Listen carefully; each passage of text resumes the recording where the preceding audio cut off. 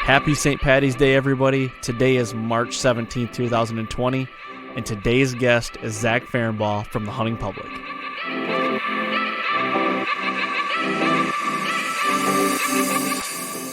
All right, welcome to the Fall Podcast. Today is episode 105, and today we've got a guy that I've kind of looked up to for a while. I don't know about you. I mean, I've watched so much of their content, and it's cool to see it kind of come full circle and actually get to meet Zach and talk to him and ask him a whole bunch of these questions. So, you know, Zach Ferenbaugh is going to be on the podcast with us today, and I don't know what you think, but I'm pretty excited about it.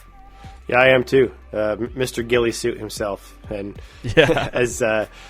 as you'll find out when we close the whole thing down, it's part of the disguise. It's his hair just kind of blends into that ghillie suit and just helps him disappear. And that's I love it. I've always liked.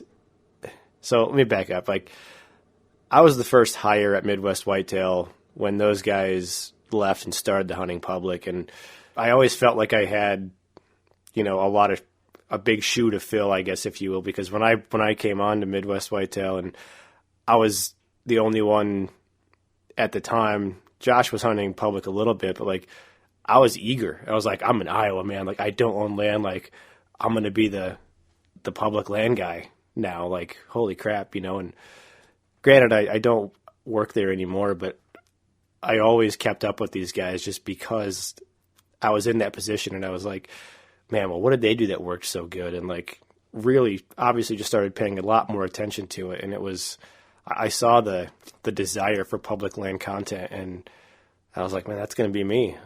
You know, just kind of, I don't want to say starstruck, but I kind of had to tell myself, you need to accept this and know that this is what you're going to do. And I was like, hell yeah, I am. Let's do it. So yeah. It was a lot. For sure. And I think those guys, you know, Aaron Warbritton and Zach and Jake as well, and Ted, like, I think those guys, but even going back farther with Aaron and Greg and Zach being at Midwest Whitetail, they kind of help pave the way for public land. I mean, we do talk a little bit about Whitetail Adrenaline in this, you know, with Jared Scheffler. Yeah.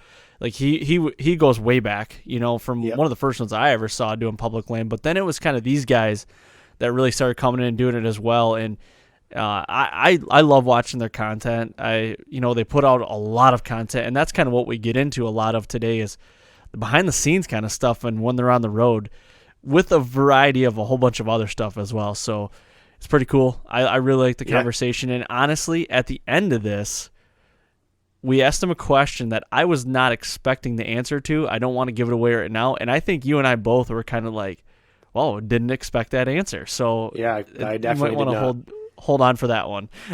Yeah, definitely. We stayed right on par with time. I think we were maybe an hour and 5 minutes, but it's right there. So and I'll tell you what, the time passed quicker for me as we recorded this, you know, more than most. So yeah, good content throughout this whole thing. Good conversation.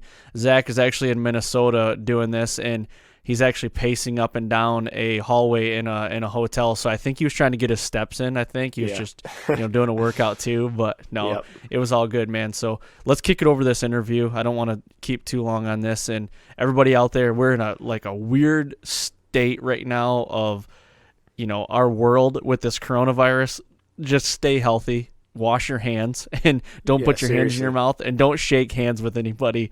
Just let's get this thing stopped. I hate this. March Madness is officially canceled. I love March Madness, and I can't believe it's not going to happen this year. But anyway, stay healthy, stay quarantined, and just, you know, don't stay quarantined. Put your hands in your mouth. If that makes sense. Don't pick your nose. Yep. Well, cool. If you guys are looking to save some money on a couple products that we have some promo codes for through Humanimal, I'm going to list those off for you guys right now. If you're looking to buy a hunter safety system this year, save 20% off your order by using the promo code KeeferBros19.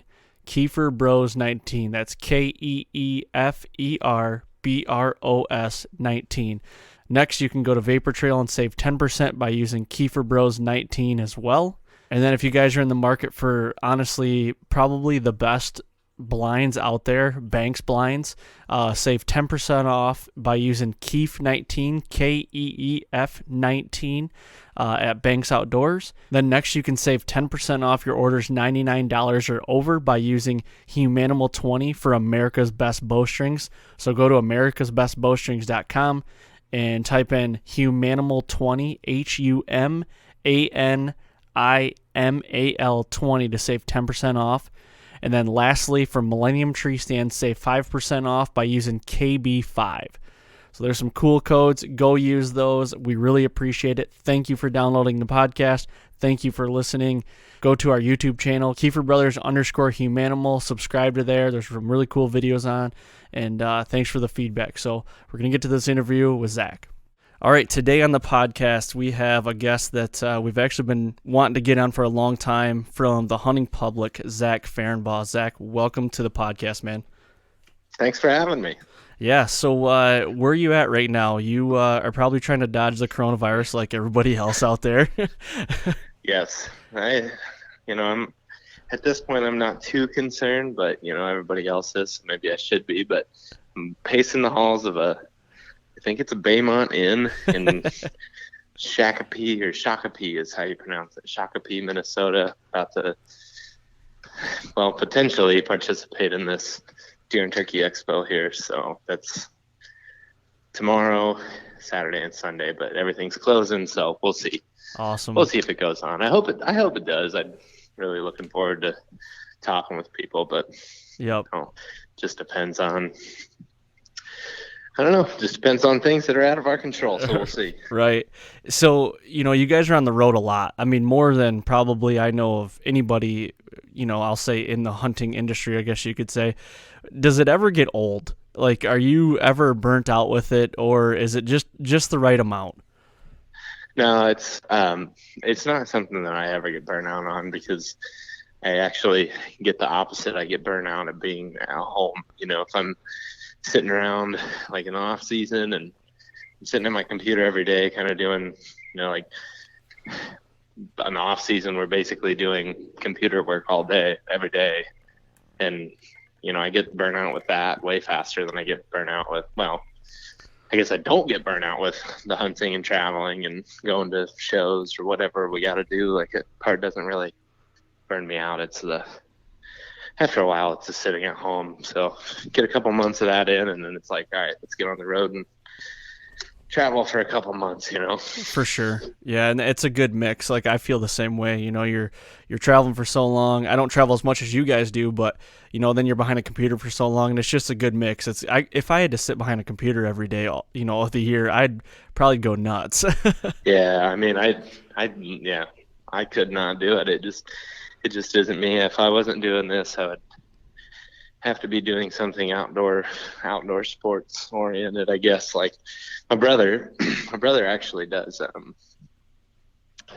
like guided canoe and dog sledding trips in Ely, Minnesota. So he's way up north, and that's the type of stuff that I think I would be into doing if, I wasn't doing something like this, because like he just lives outside and it's awesome. Yep. So, definitely. pretty sweet. Well, cool, man. So right now, I mean, we're in the off season for whitetails, and turkey's getting ready to ramp up here. And I know you guys are probably getting ready to kick the turkey tour off. Where are you guys going to start at this year? Well, Aaron and Greg are taking off tomorrow morning from Mississippi, and myself, Ted, and Jake, and then Hayden and Mindy, we're all here at this Minnesota show. And as soon as we're done with that, we're going to go home to Iowa, switch trade show stuff for hunting stuff, and take off to Mississippi. And then I think it's Georgia and maybe North Florida. And then from there, man, it's like a straight up free for all for 2 months. It's going to be crazy. Wherever you end up is where you end up, really. Yeah, I mean, everybody always has, we always get kind of a loose schedule. But the problem is it's unpredictable. You might go to a spot and, I don't know, let's say we go to Kentucky, and one guy gets a tag in Kentucky, and we're like, all right, we're gonna hunt in Kentucky, and just kind of feel it out. It's like he may shoot 2 birds or whatever. I don't know I actually don't know the bag limit off the top of my head for Kentucky, but let's say he shoots 2 birds and that's his bag limit, and he does that in 4 days. It's like he may just like be on to the next spot, next state, and then the next guy's got the tag, So it's like, right. How would you ever plan for that? Or it might take 9 days to do that, or it might get to a point where like, hey, we shot 1 bird, got our asses kicked, and for the rest of the time we're moving on, and Yep. That's the tough part about planning it. So we have states and then some specific trips, like we'll always plan ahead and like have in the books, but otherwise it's pretty loose, For sure. Turkey's a lot of fun because we can just hit a lot of different areas, kind of get to more people's home turf, which is what we enjoy doing. Yeah, definitely. When you guys are going into a trip, do you guys like draw straws for who's hunting first and who's filming first, or how does that work? Or is it just kind of, seniority? It's definitely not seniority. It's more just like, okay, does it make sense for this guy to have a tag at this point, or does this guy want to film at this trip? It's more of that, honestly. Or I like, gotcha. For example, some people might have like a specific place that they want to hunt, and like, let's say like I want to hunt Georgia or something. Yep. I'll say at the beginning of the season I want to hunt Georgia, so they film the trips beforehand, and then just so that way I can be the one to hunt in Georgia, and then we just flip flop. It's really just like what it comes down to is just like a group of buddies that hunt. Nobody really gives a crap who's got the tag. We're just out hunting, and that's all that matters, I guess. For sure. It works itself out. It's hard to explain, but it just does. Yep. It's pretty awesome. That is. And, to be able to do something like that you love, it doesn't even feel like work. It can't. Yeah. It's just like you're out on a long vacation just doing what you love with your buddies. So that's really cool to be able to do that. Yeah, I mean, it's like, I don't know. We've got the questioning comments and stuff before. It's like, who shot the most birds or whatever? Who shot the biggest turkey? It's like, man, that's literally not anything that we're even paying attention to. It's like what it comes down to. It's like the 2 people that are in the woods are a team, and like it doesn't matter who's pulling the trigger because both guys have super important jobs. It's like you'd have never watched a video if the guy behind the camera didn't lay it all down. That's just as important as pulling the trigger and hitting the turkey, hitting the deer, elk, whatever it may be. It's like, I guess it's just, that's a fun part about it. Yep. And that's what I like about you guys too, even in the whitetail side of things, is that, I feel like Justin and I talk about it a lot, how I feel like we talk about it every week, at least hit on it, but it's getting to the point where you're only accepted if you're killing big animals or, that's setting a certain precedent. And that's something I do enjoy about your guys' stuff, is that, it doesn't have to be a certain, inch, or, you know what I mean? It's just out there, and it's all about the experience and about, the situation that you're in. And, Yeah.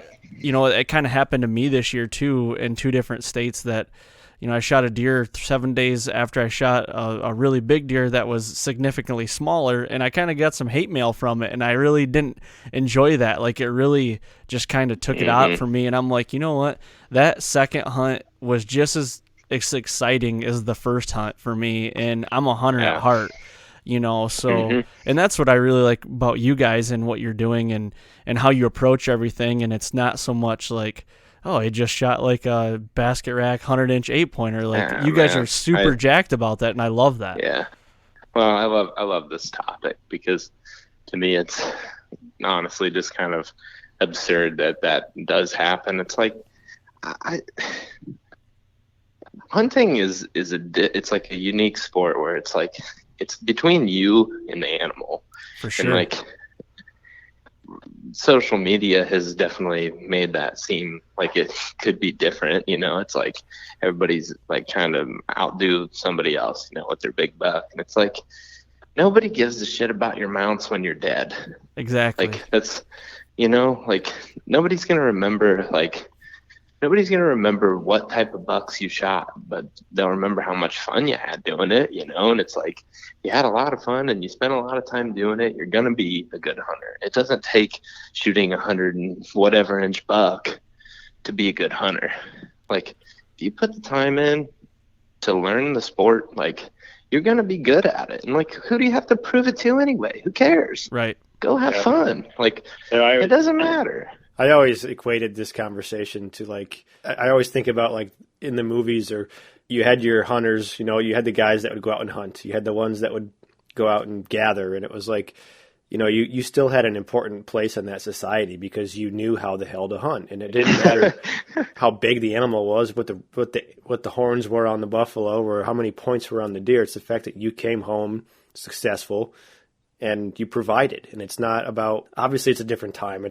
That may seem like a irrelevant argument, but I think about that all the time. That doesn't, I mean, I could see where somebody would try to argue it irrelevant, but again, I guess, I think, you know, I think about it like, what do you have to prove? I think that's the part that always gets me. It's like, what are you trying to prove? Like nobody really cares. The only people that like even see it that way is like other hunters, you know, right? Like a non-hunter, you know, like your friends that are like non-hunters. You're just like, yeah, like Justin and Aaron like to hunt. They're really into hunting. They're big hunters. You know, you've heard that term. It's like, and so like the only person that cares is like, and it's silly that they do, but is the guy, you know, another guy, hunter. It's like, it doesn't matter. It doesn't, I guess it just doesn't matter. Yeah. Because if you don't care about it and you just go have fun, like you win.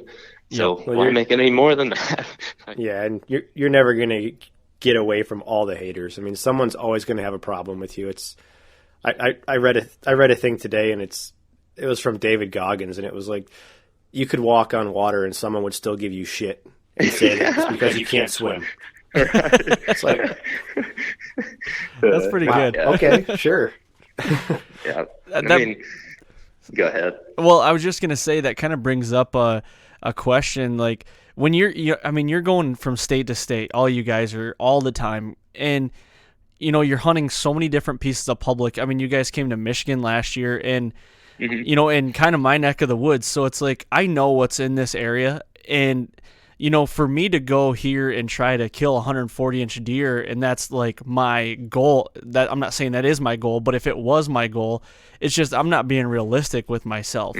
But like, so for you guys going to different states, I mean, you live in Iowa, you know, you're going to Missouri and Kansas and all these other states. Like, how do you approach it? Like, if you're coming into, like, let's say a Michigan or a PA, do you have a goal, or do you have, you know, a criteria, or are you more like, I'm just going to have fun, and whoever shows up, and if it gets my heart going, that's what I'm going to do?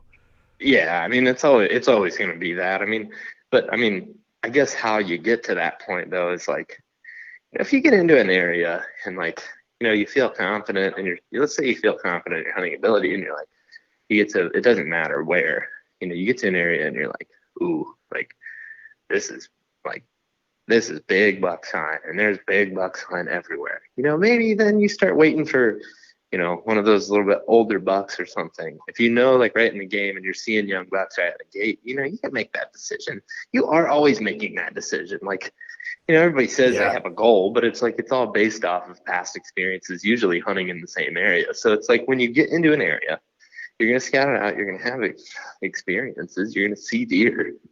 And it's like, if you're seeing big bucks, and you're probably going to wait a little bit more. And then if you're, you know, if you're not seeing any deer and seeing like does and just like spikes and forks, and then you see a basket 8, you know, you're shooting that basket 8 every day, especially on a 7-day trip. So it's like, I guess maybe that's a little bit more detailed answer that I've never really said that.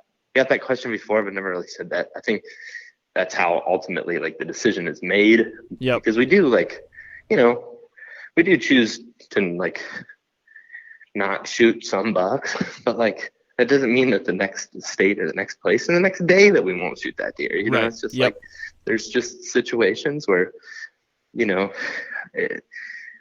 it's like, I think we've all said at some point or another, he's like, he just did exactly what you wanted him to do. Yep. And that's when you decide. Exactly. You know? Yep. It's like, if he does exactly what you thought he was going to, and he's a good buck, and you feel happy about the whole situation, do it. I don't know. It just comes to you. I always say, I don't know what he looks like, but I'll know when I see him. Yep. Exactly. Yep. That's kind of how it happened this year in my Kansas hunt. Is I literally got in the stand. I pulled my bow up, and when I was knocking my arrow, the guy that was filming me was looking over my shoulder. I was getting a GoPro out of my bag, looking at the tree, and he goes, "Old buck coming down the road." And I'm like still wiping the sweat off my face. We had just walked in, and he goes, "Old buck," and I looked, and I'm like, immediately my heart just started pumping, and I'm like, "Oh, this is it. Here it goes." And he came, I shot him at 4 yards. He ran off, and I said, I don't even know what he is, but I don't care because I'm super jacked right now. Walked up on him. I mean, he might be a 120-inch deer, maybe, and I didn't care. I wasn't like, when I walked up on him, I wasn't like, oh, dang, I'm glad I didn't get that feeling because I know, like, that was a great experience. I mean, how many times have you walked into a stand, climbed up, in 4 minutes, like, you've shot a deer, No, yeah. Yeah. So yeah. I mean, you had the experience that you'll never forget, and like, you got a deer, you got meat for you, Yep. and anybody you choose to share it with, and it's like, I don't know, it's pretty awesome. There's more to it than just a age or a score, man. For sure. That's all there is. It's just like, I don't know. So I honestly find it very unfortunate that it's so much more centered around that. I hope that it changes. Yeah. Do you kind of handle it in a certain way, or do you just kind of like brush it off? Like the people out there, I'm sure you guys get some, backlash a little bit, maybe, I don't know. But is there a way that you handle it, or just say, hey, you know what? I'm not going to go down that rabbit hole. They're, just keyboard warriors. Yeah, I mean, there's like you mentioned the David Goggins saying about you could walk on water and somebody'd still give a shit. I mean, It's like, it's people are always going to give you shit about whatever. It's like, Yep. I mean, we shoot bucks that we think are really big and people make comments about, and it's like, what? I mean, but Yep. You can't, I don't know. You just can't worry about that. And I would say for anybody out there that has ever felt pressure for other hunters, it's just like, man, just stop worrying about them. And if you stop worrying about them, they'll stop giving you shit. Exactly. Like, if you ignore them, they'll go away. Yep. And it goes the opposite direction too. I mean, you could sit there and justify passing a deer all you want, and they're going to be like, oh, so-and-so would have shot this because he said that. And it's like, well, he's not sitting here. Right, exactly. Yep. So I guess I want to, with that being said, I want to start with kind of going back in time a little bit, and I'm interested in when you really started like focusing on public land, and why was public land appealing to you? And I'm just curious. Yeah, no, that's an awesome question. So I grew up in Ohio, Western Ohio. There was no public land. I hate how unaccessible Western Ohio is, because there's super limited timber, and that's where the habitat is. So like along rivers, but also like some very, very small like swamps that just kind of had water in them. There's some trees, usually mature trees around them. That's the only place there was actually woods where I grew up, and all that was private. And where there was woods, sure, you better bet somebody was hunting there. And like, he was older and he was hunting big bucks with a bow. And he was, helping manage it. And it's like, Yep. I don't know, you can't get anywhere. Yeah. So when I was younger, we didn't have a lot of we didn't have a lot of public land close, but my grandpa had 102 80-acre blocks in eastern Ohio. And growing up, we hunted that. And then my best friend Ben, he had his parents have 57 acres, and then there was some pieces of public land that like I really don't even like to touch now, because like I don't think at the time, I thought they were awesome because there were like these big areas that we could go hunt. But the more I know about public land, the more I realize they're pretty pressured. Yep. But those were the places that we hunted the most. Now, in high school, I eventually got some permission back in Western Ohio and did hunting there. So do have experience hunting in that area. But for the most part, we would travel towards those permission, places we had, and then that public land. And weirdly, there was no turkeys on that property that my grandpa owns, and then no turkeys on the property that my buddy Ben's parents own. So and then we had permission one other place, and it had turkeys, and I shot a turkey when I was 10 and when I was 11. And then when I turned 12, we lost permission that season. We lost permission. So from the time I was 12, I was basically forced to hunt turkeys on public land. And there was a part of it that was like, that's all I knew. But then anytime I ever thought about hunting private land, I was like, well, there's no room. Like, how do you hunt turkeys in a place where you're limited to 40 acres, 60 acres, 80 acres, 300 acres? It's like you got to a point where we're hunting thousands of acres in a, week-long hunting trip, hunting thousands of acres. And it's like, that became the draw eventually. It was like, there's land to explore. Like, we can just go anywhere out here, as long as we stay within the boundary of the public land. We can go on 20,000 acres. We can go on 7,000. And that just became the hook. And again, just like not having access to do anything else from an early age.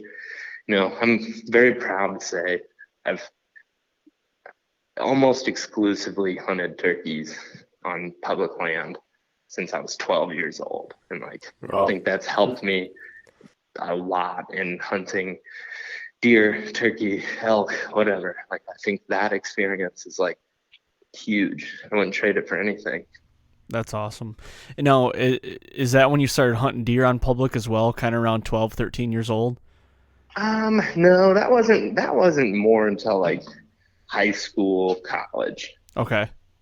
So when I was that young, we were still hunting deer on my grandpa's, and then my buddies, and then just some places, other places that we had. Never anything bigger than those 2 80-acre blocks of my grandpa's, though. Just small spots, and then in high school, me and my buddies started goofing off, trying it very poorly, and then college more and more. And then, obviously after college, it's just gotten pretty out of control. But and right after college is when I was immediately after college, and I came to Iowa and saw that public land, and then also saw how much better the private was beside it. That was when I was all right,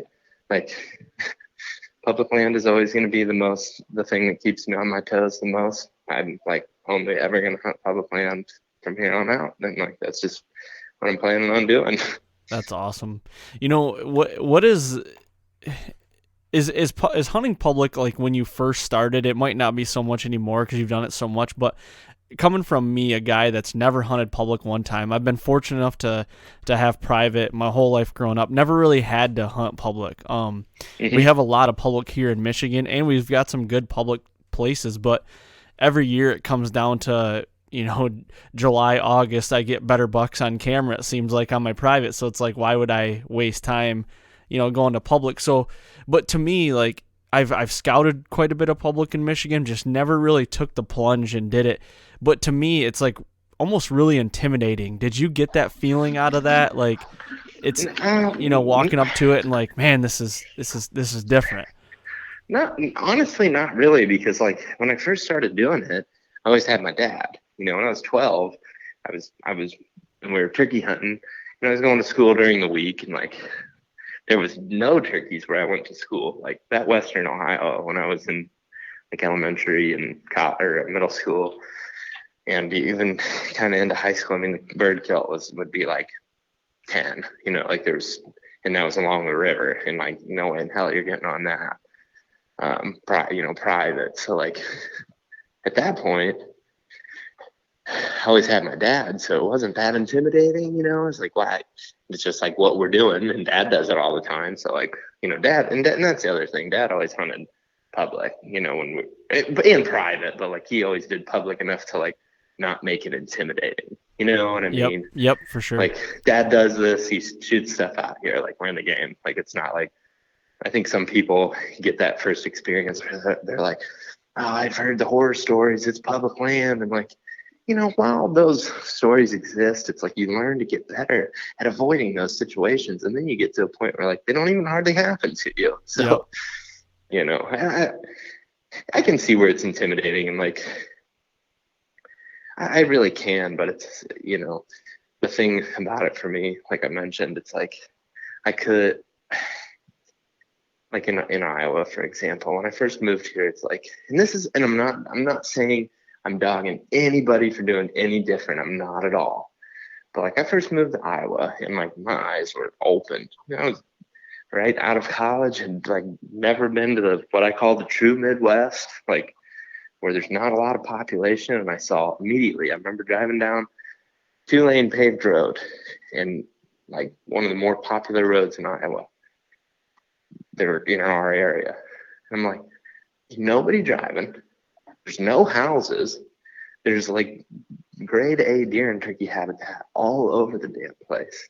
And like, no wonder this is so much better. And no Yep. wonder like Yeah. these people that I've been watching on TV are shooting these huge bucks. And then like I went to public and I saw how it was more like what I was used to. And it was like, you know, I guess I had the vision, and I just had a vision of like, and how much of a challenge am I going to get when I go sit a field corner on private land versus go hunt this like marsh on public that I've never even seen. I'm going to get more of a challenge. Yeah, I could probably shoot a bigger buck easier, but like, it's not what it's about to me. So it was just, you know, an easy decision to make to go do something like that. You know, it just, Yeah, for sure. yeah. And, you know, here, even in Michigan, I mean, on social media, you see guys pulling, I mean, really good bucks out of Michigan public lands every year Oh, with yeah. a bow or gun or whatever it might be. And I don't knock those guys at all. You know, I at heart, I keep telling everybody, at heart, I want to do public so bad. But, Mm-hmm. you know, I film a lot during the fall. So I'm never Mm-hmm. really home here to do a lot of hunting, whether I'm on the road, Sure. you know, so it's like all my time is dedicated on some of my, you know, private pieces that I might only get 8-10 sits, you know, on private in a season in Michigan. So I really try to maximize those the best I can. But one day. Well, here's what I'll tell you, because I honestly highly encourage it for anybody that, you know, truly loves deer hunting or hunting in general. The reason, or you know, here's what I'll say. It's like, you know, you mentioned a couple of things that it's like you're getting better bucks on private.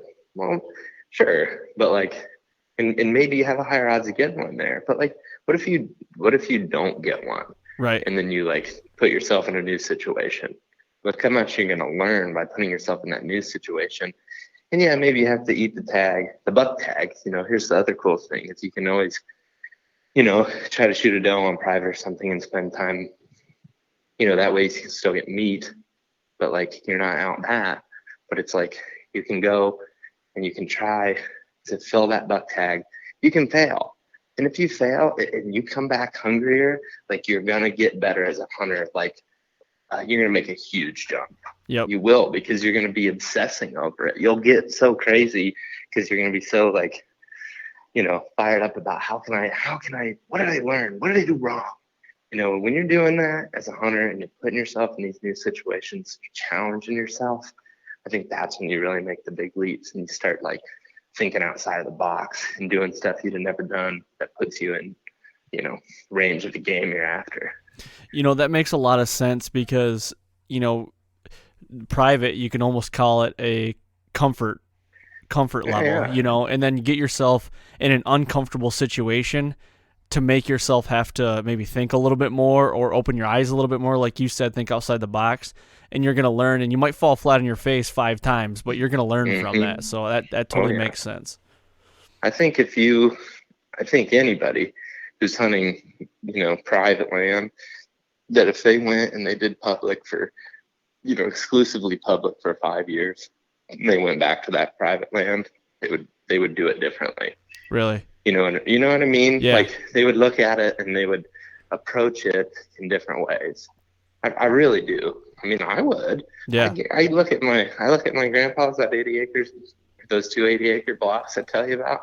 It's like, I will just crack up thinking about what we used to do out there, and like saw big bucks, saw big bucks, shot them.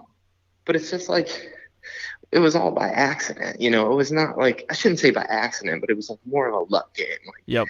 We're sitting here where it wasn't like we knew how to just go get it. It's hard to explain, but it's just like a whole different attitude that I've learned in public. It's like, just go get it, like get after them. Don't let them wait for you, don't let them come to you, I guess. Yep. Get a little more aggressive and just, go do something you wouldn't normally do. Cause they're not, well, this is definitely diving into some deer, like very specific deer stuff, but like everybody loves to claim about how deer run away. In my state, they'd run away and they'd never come back. Well, and they run away from exactly where you spooked them, but they're probably not that far.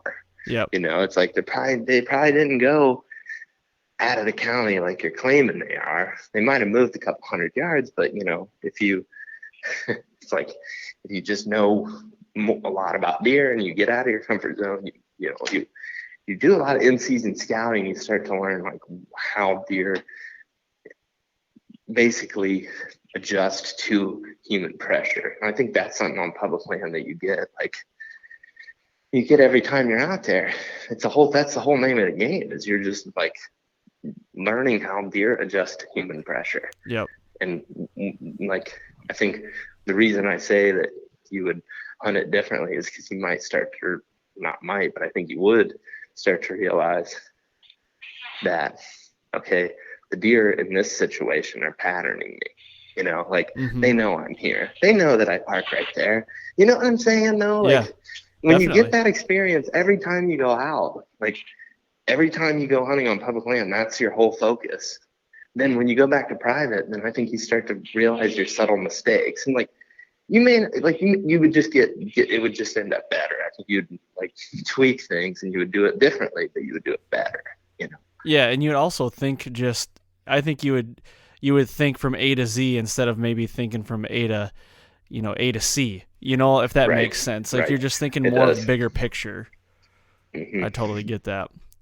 I do want to transition a little bit, I do want to stay on the whitetail side of things, but like kind of getting into, when you guys are traveling all year, you guys are putting videos out at a rapid pace. Do you guys have a certain amount of days between, is it one a week, or is it just whenever you can get them up, like you're trying to get them up every 3 or 4 days? Like, what is your pattern? Do you guys really have one? It's no less than 3 every week of our lives until we're dead. If we're doing 3 or more, I'm usually shooting for more, we're doing all right. And basically how that plays out, there's no real rule, but like, let's say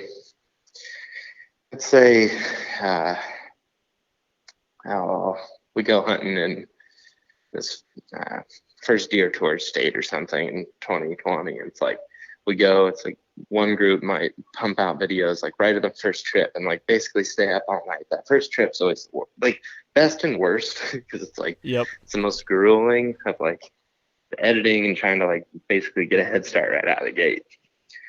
So we grind that out kind of as a group usually, and then from there it's just like, kind of offsetting each other. So it's like maybe Jake and I hunt for a week in one trip, and then the next, and like as we're coming back, the next guys are starting their hunt, and like while they hunt we edit, but then we flip flop. Yep. And it's like that's how it works so easily, and like we get so much content out there. It's like we just have a group of guys that, like we said, it's like nobody cares, nobody gives a shit who shoots the buck, nobody cares.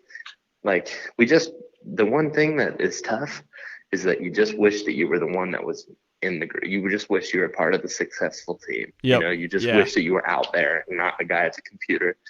And that's, at least for sure for me, the hardest part is I hate being the guy that like had to stay back and I missed the action. Yep. It's like heartbreaking, really. But we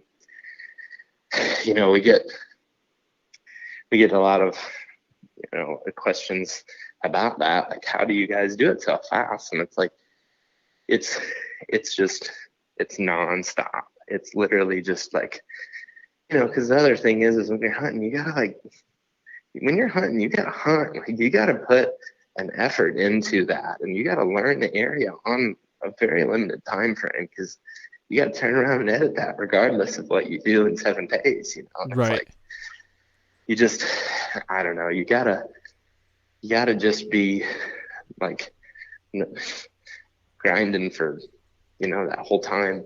The most part, it's basically how it plays out. Yep. It's a lot of computer time, but then when you get the chance to be out there, just working your ass off, to learn. Are you guys trying awesome. to have? Yeah, it looks like you guys are having a lot of fun. I know that.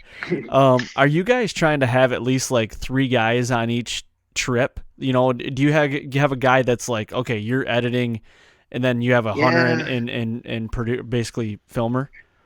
Yeah, I mean, yes and no. I think that's a bit of a controversial topic at this point. Like, I like 2. I like to go with 2. Yep. Have 100 and 1 cameraman, hunt and then just edit it together when you get back. That'd be ideal to me. But some of the other groups like 3.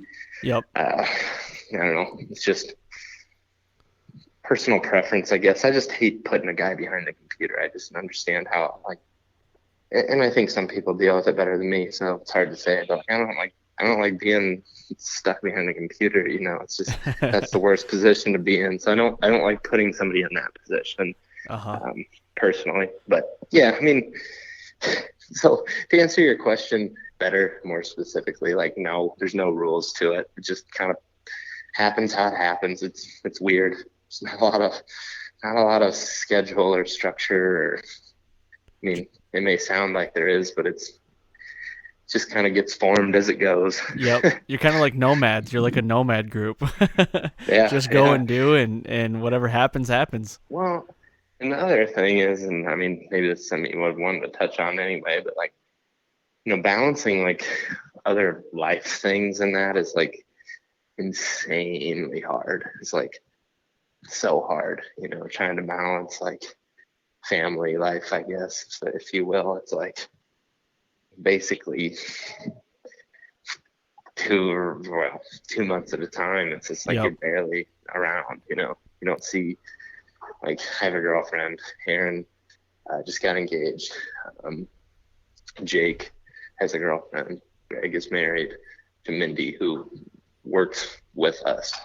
And then, like Ted likes to go back, hang out with his buddies. We all like to hang out with our buddies and stuff too. It's like there's this tough balance with that too. Because, for sure. And just like, it always cracks us up. People will say something like, I just don't understand how you guys hunt for the whole season. Like, how do you work? It's like, you gotta be kidding me.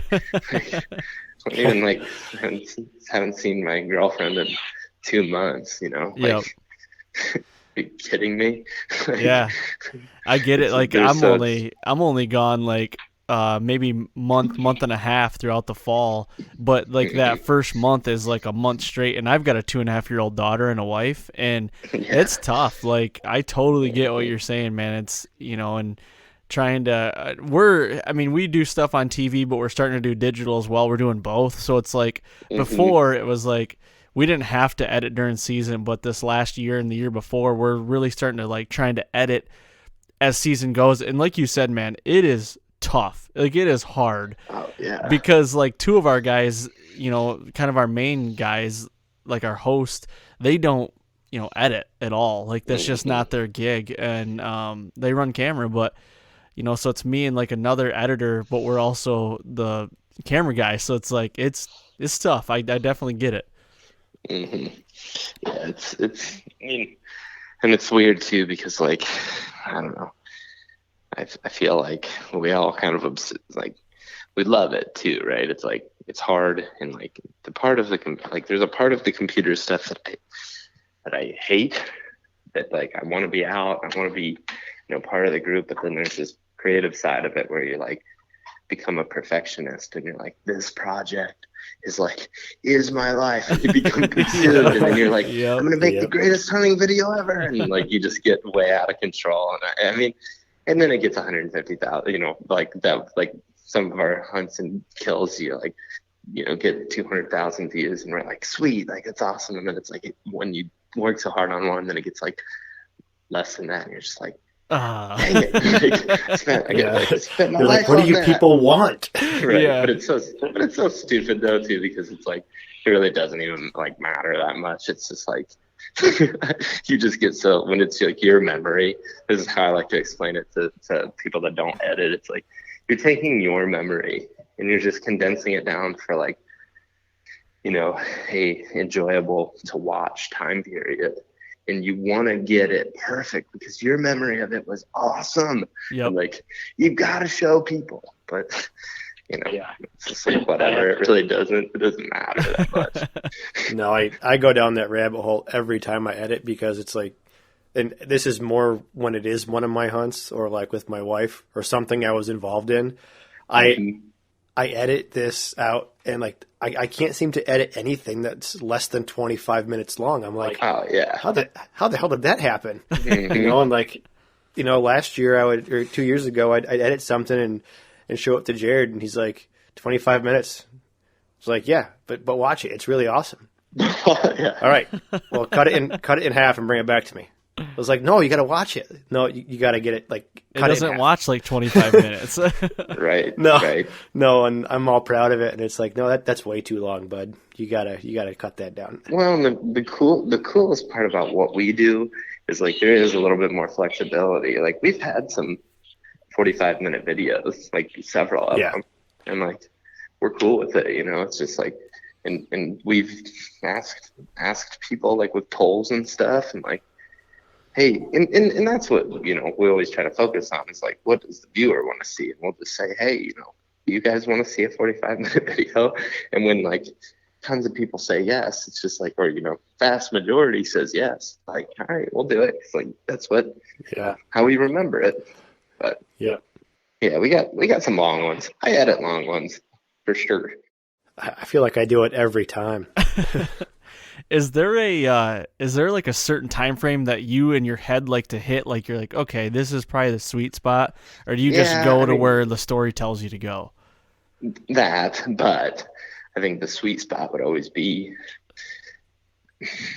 I don't know, 15. I don't mind length personally, doesn't bother me, but I think for most people's viewing interest, I would say 15 to 20, more specifically, like 17 to 18 would be ideal. Yeah. But there's so many times where like, if you want to show a whole day, like how do you get that to 17 minutes without just like chunking major points that like play into that hunt? And I think, because we focus so much on explaining what we're doing, it's hard. It makes it even harder. So it's like, maybe we're going in and we're trying to explain exactly why on this day with this wind condition that this is the day that we're going into this spot. And like when you tell all that in your head, you're like, well, that's why we did it. But then you're like, nobody really gives a shit, dude. Like they just want to see like how it played out. So it's like, you get to where some people take something away from that. Other people don't care at all. Some people like, are neutral, and it's just, I think the sweet spot would be about 17, 18, but, I think we're more realistic for us is like 22 to 25 is kind of, I think, our sweet spot. That's just my preference too, I guess. Yeah. And that's where I like wanting to be.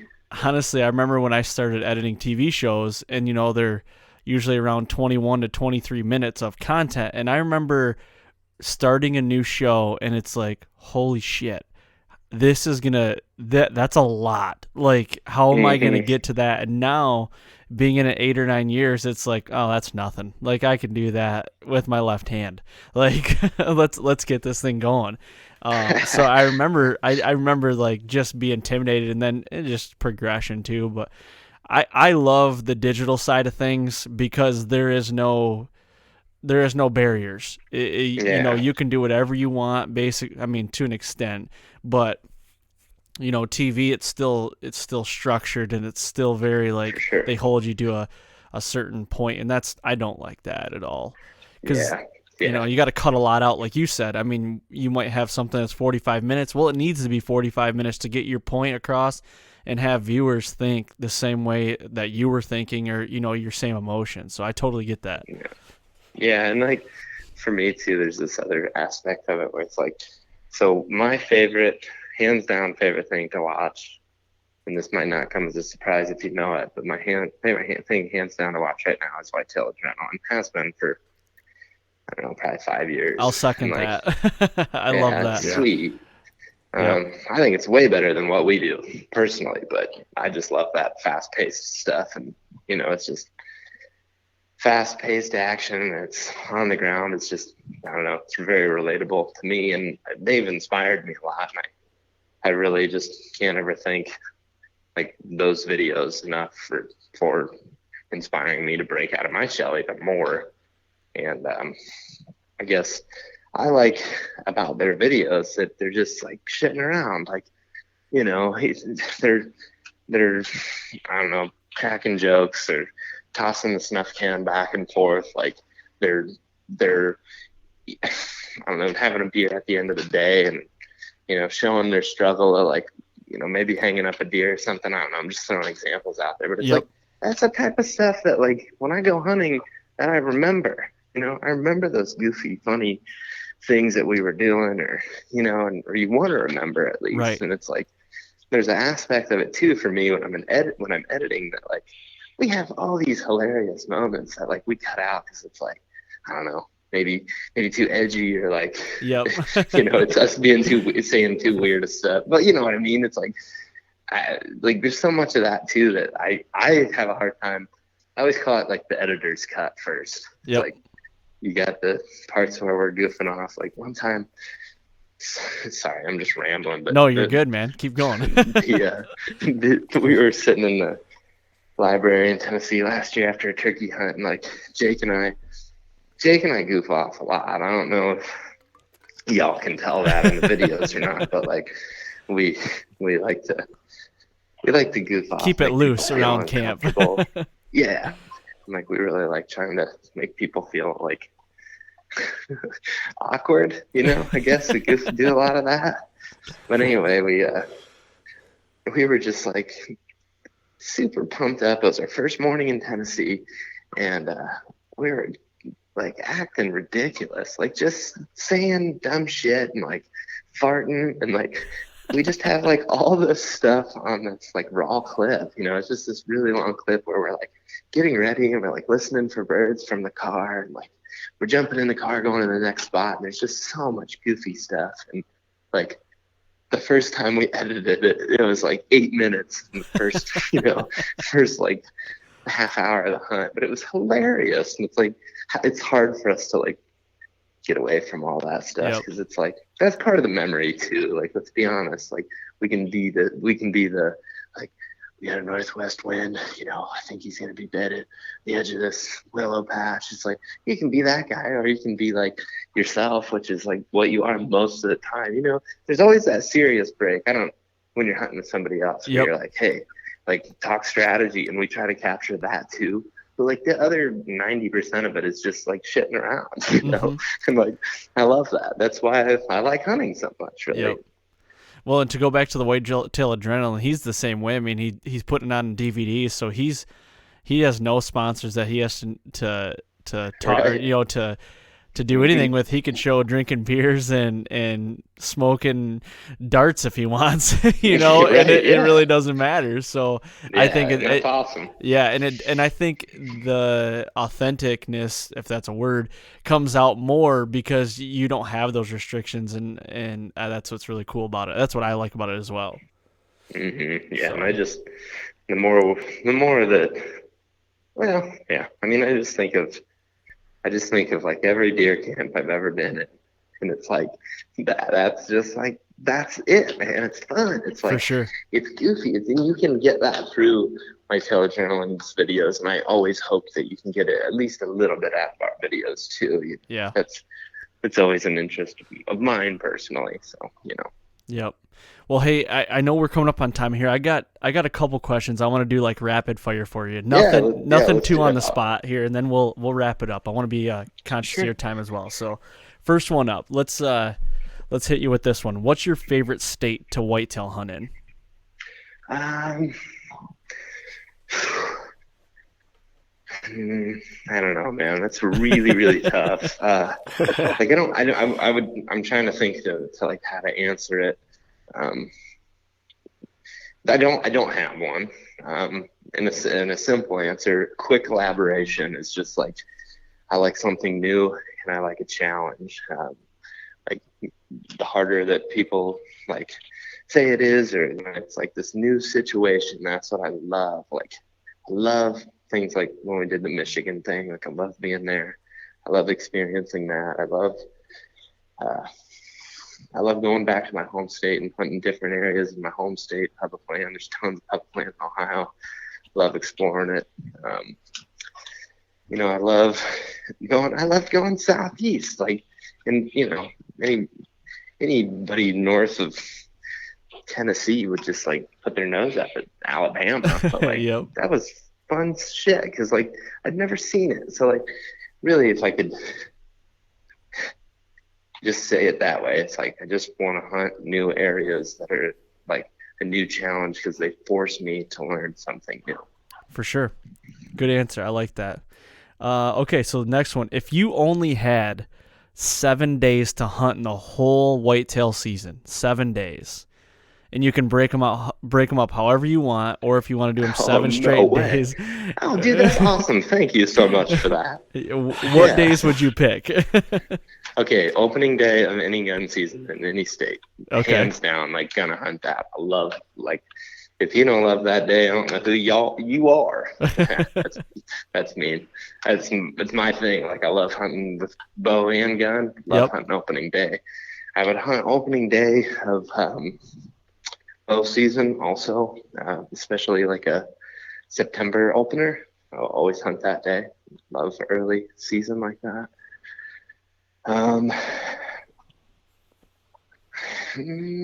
What else do we have? Probably, so let's say those are 2 days. I would say like a late October day. Yep. I don't have one in mind. It would play into weather. A specific day in November that I would pick would be like, just like let's just say 16th. I think I missed a buck on the 16th once, but you want to get 16th back?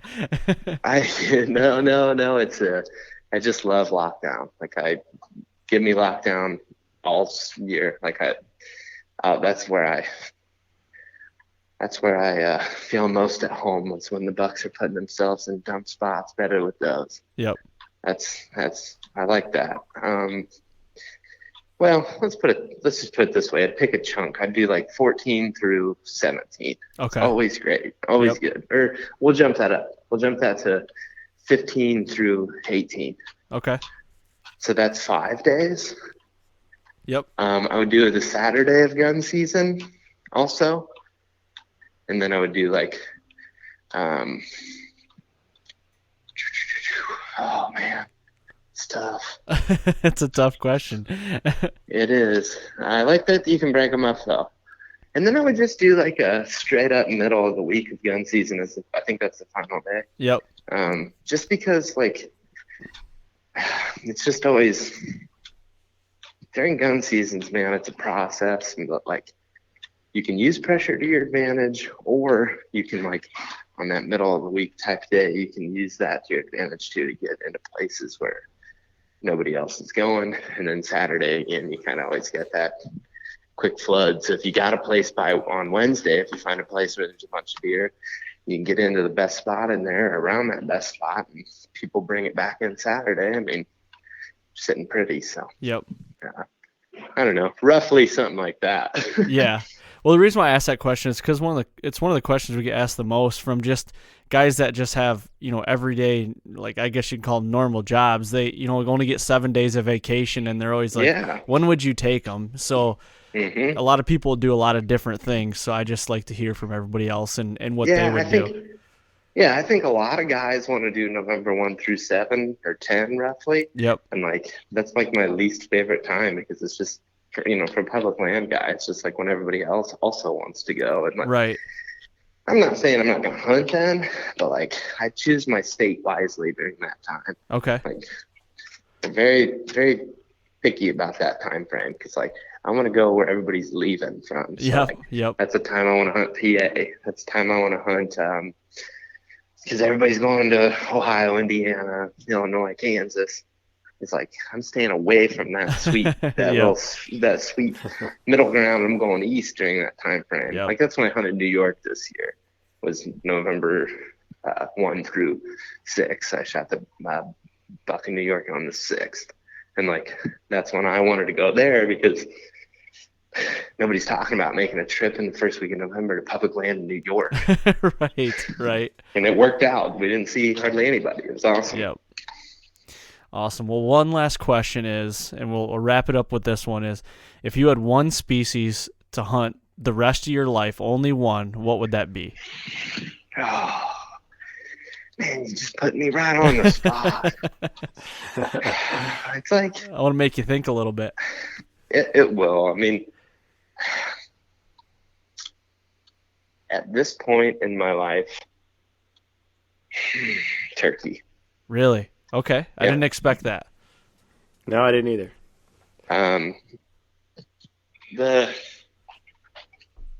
So the reason is turkeys can take you to 49 out of 50 states, and like, you can go into some really awesome public land areas and hunt turkeys. You can, springs like new life. It's exciting. They gobble. You can stalk them. You can call them. You can decoy them. You can do whatever you choose to do. And I just love spring. I love hearing a turkey gobble. It's what got me into doing this, like doing the fact that I lost permission on that place to hunt when I was 12. Like, I look back on that and like, that changed my life to be the way that it is. Like, that did. Because if I never hunted public land for turkey like I did like that, I'd have never fell in love with, all the things that I have that have led me to this point, I guess. So, turkeys are awesome. They're sweet. I'm so freaking pumped to hunt them too, man. I'm so pumped. So with that being said, I love deer and small game and elk hunting. I started doing, and like, I love those things for different reasons. I honestly wouldn't say that I do love them more. I just think that overall, every moment of turkey hunting is like a little bit more fun than some of those brutal times doing the other things. You know what I mean? Yep, for sure. Yeah. And just Absolutely. from a purely fun standpoint, being with my buddies all the time, like, turkey hunting is just one of those ones. It's so easy to play with your friends, where sometimes, and for a lot of guys, whitetail hunters are, a lot of guys are, loners, and elk hunting, I do love that aspect of it too, but archery season is super short for elk.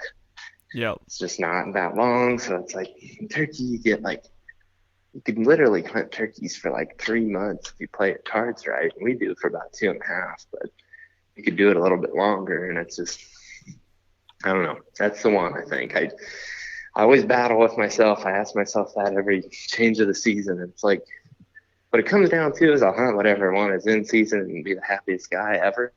But if I truly had to pick one, I think it would be turkey. Gotcha. I did lie to you. I did have one more question I forgot about. You might get this one quite a bit. I don't know, but I actually had some people that wanted me to ask you this. So, what is the plan with your hair going forward? This is like keep doing what I'm doing, or some variation of it, until I lose enough of it that I have to cut it off, which isn't really happening, but. Just got to lay it out there that at some point, if it starts shedding, I'm going to have to cut it. Are you going to go back like shedding. real short, or are you going to keep it long? It depends. No, it just 100% depends if I'm like, that's the only way I'm cutting it is if I start losing it. I don't really, I'm saying this, in 2020, but who knows down the road. But as of right now, I've got no plans. I want it a little bit longer than what it is right now.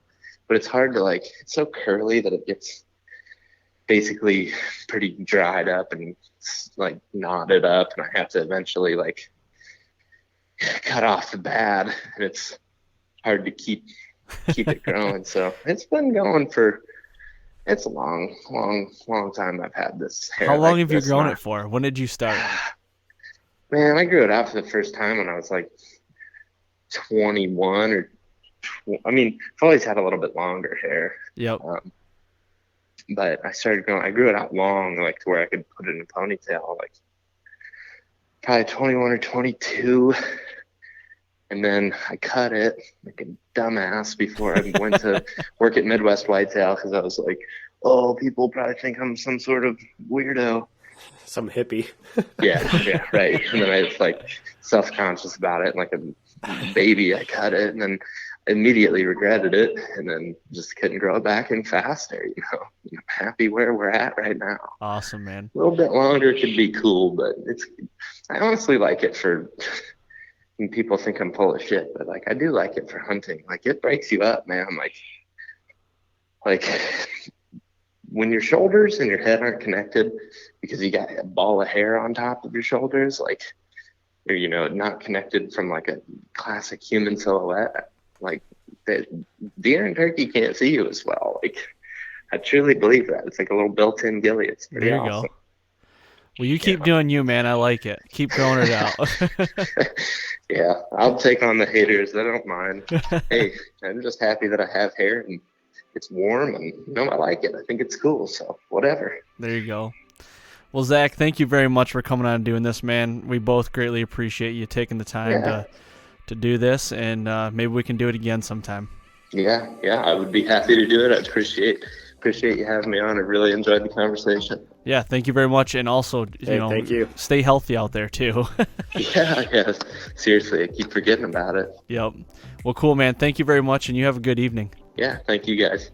And there you have it, another good episode. Thank you to Zach Ferenbaugh for coming on and talking about a lot of kind of off-the-wall things. And I think these questions that, a lot of the questions that we asked him, he really doesn't get them a lot. And I didn't want this to be like every other podcast that he's done. So I think it went over really well, and he really enjoyed it. And I know Justin and I did as well. So it was pretty cool. Hopefully we'll be able to get to do it again and maybe dive into some tactics, and things that he likes to do, but really cool conversation all in all. So lastly, if you guys will please go to iTunes and leave a 5-star rating and leave some feedback, would be greatly appreciated. You guys are doing awesome with it right now, but I need some more ratings. We got to keep those things coming. That's about all I got. So next week is another great episode. I'm not going to let the cat out of the bag yet, but just be ready that a lot of guys out there, a lot of my listeners, I think, really know this guy really well, and really want to hear some cool things from him. So be ready for that next week, and thank you for listening. Stay healthy. Don't get the coronavirus, and we'll be right here next week on the Fall Podcast.